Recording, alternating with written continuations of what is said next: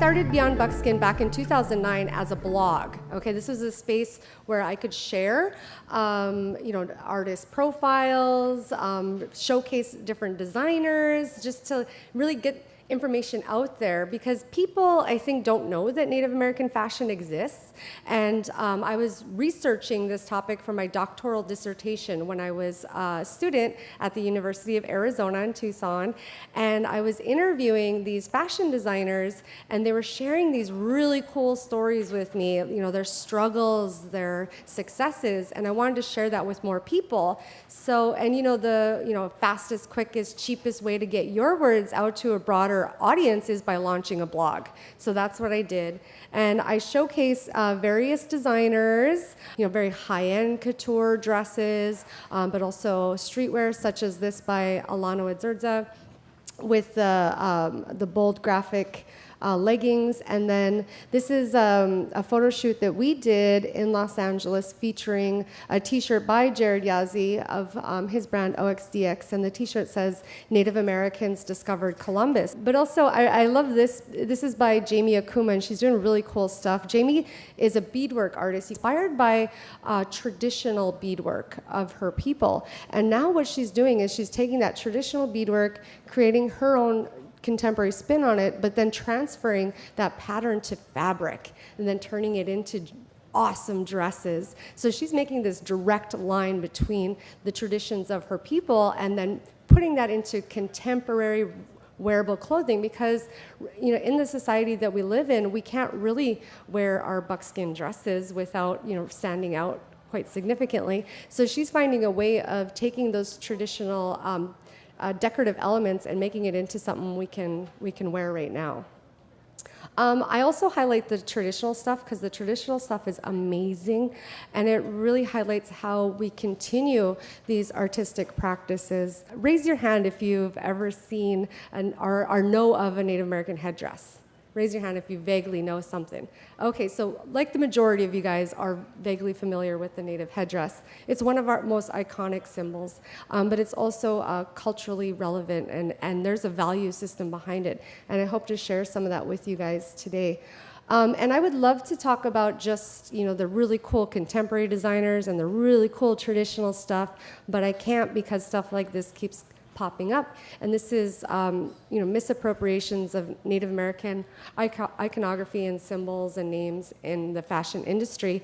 And one example would be on the left. This is Jeremy Scott's collection for Adidas, in which he essentially ripped off a well-known totem pole by a well-respected totem pole carver and gave him no credit at all.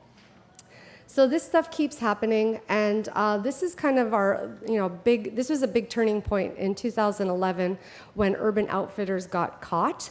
They had labeled over 24 of their products as Navajo, and there's a lot of problems with this, but the big one is from a legal perspective, and that is that the Navajo Nation has actually trademarked their name, and any unauthorized use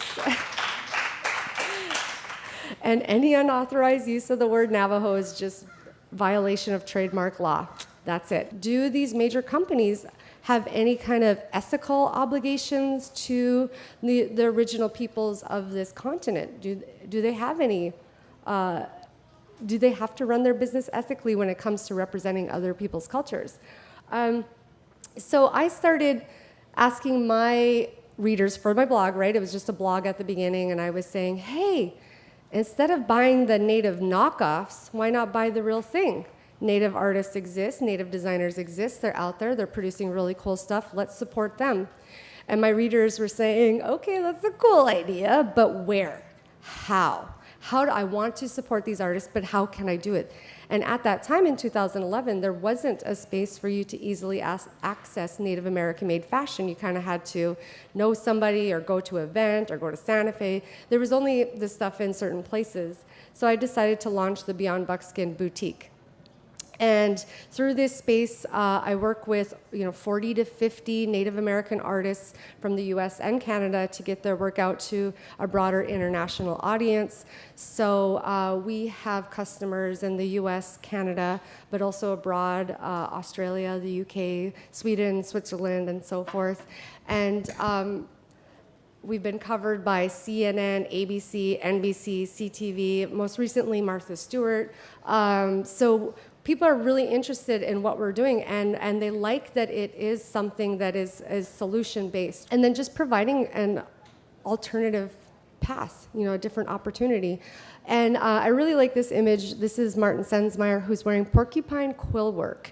So he's got the porcupine quill work medallion necklace and hair ties, but we also sell porcupine quill work earrings and bracelets. So stuff that anybody from any background can wear this stuff and support this movement. What's cool about quill work is it is an artistic practice that predates contact. It predates the introduction of glass seed beads, and it continues to this day. That's really powerful. We have a large collective of artists who continue these ancient practices, and when you buy a pair of porcupine quill earrings, you are actively supporting the continuance of ancient traditional practices, which I think is really cool.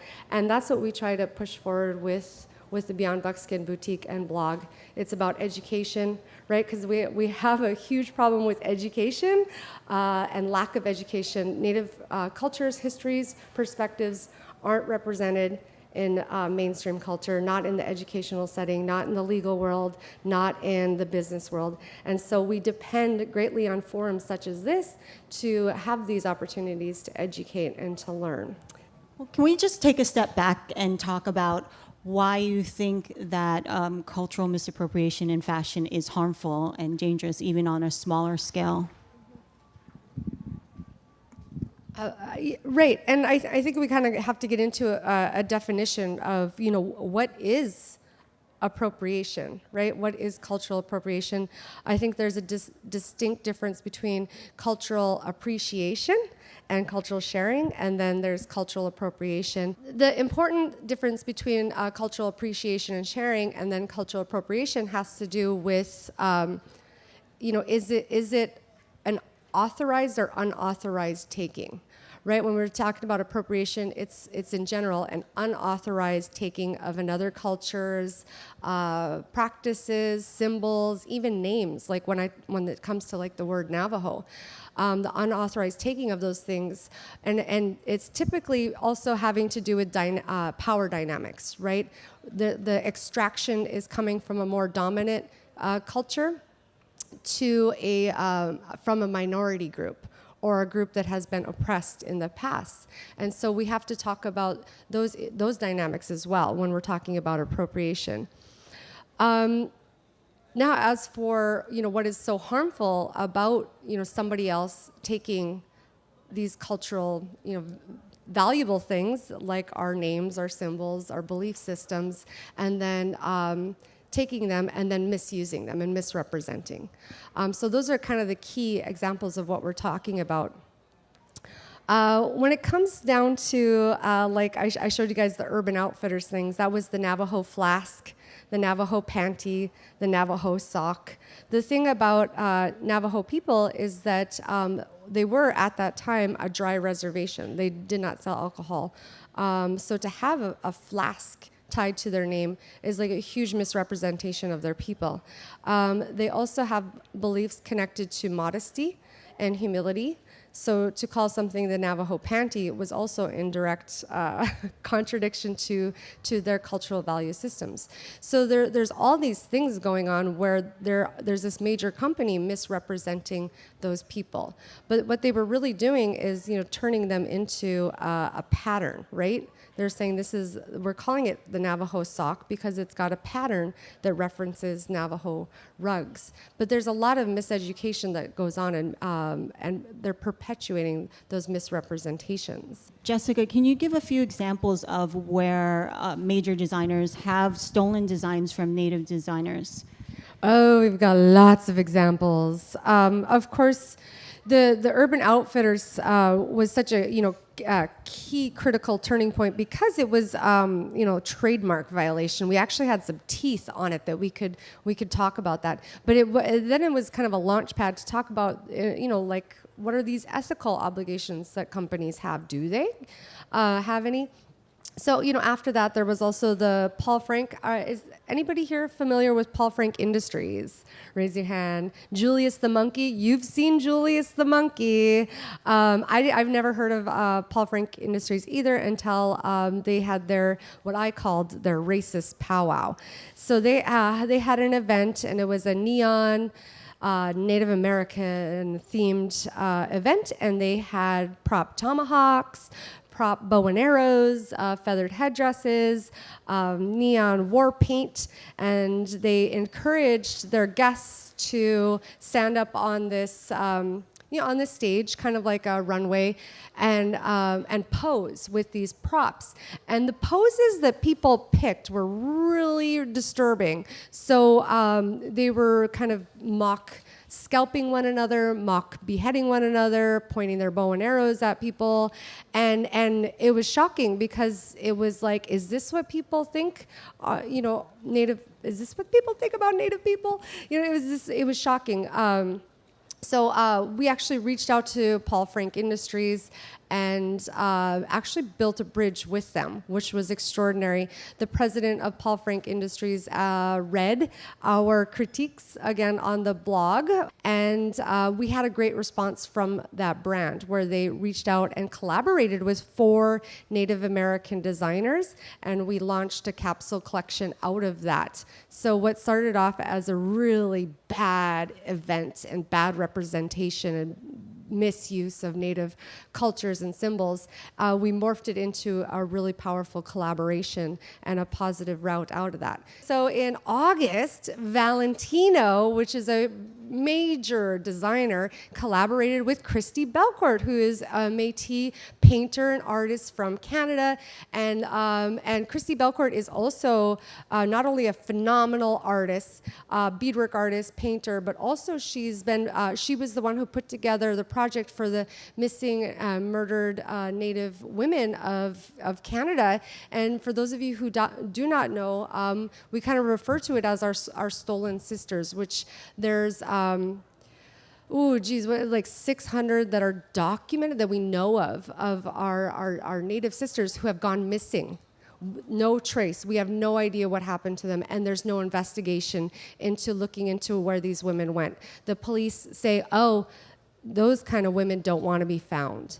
So there are these very deep-seated racist perspectives going on, and Christy has been at the forefront of bringing recognition to these women and calling for justice for them, for either finding them or taking an active stance against their perpetrators, and through her various projects. So she collaborated with Valentino.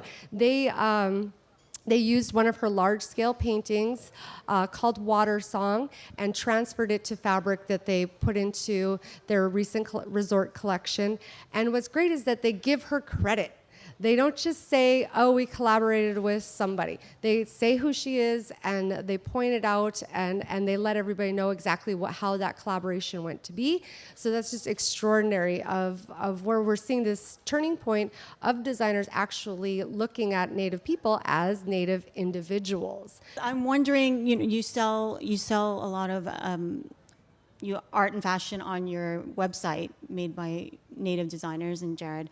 Who are your customers mostly, and how do people get educated or recognize when they're in a store? What are the guidelines? I think when the Urban Outfitters thing came out, a lot of people who are sensitive and caring and really want to pay attention to what's going on and be respectful didn't know what to do. And I know I had friends myself who were at the art shows and saying, well, I'm afraid to buy that bracelet and wear it down the street. I'm afraid somebody's going to say I'm doing something wrong.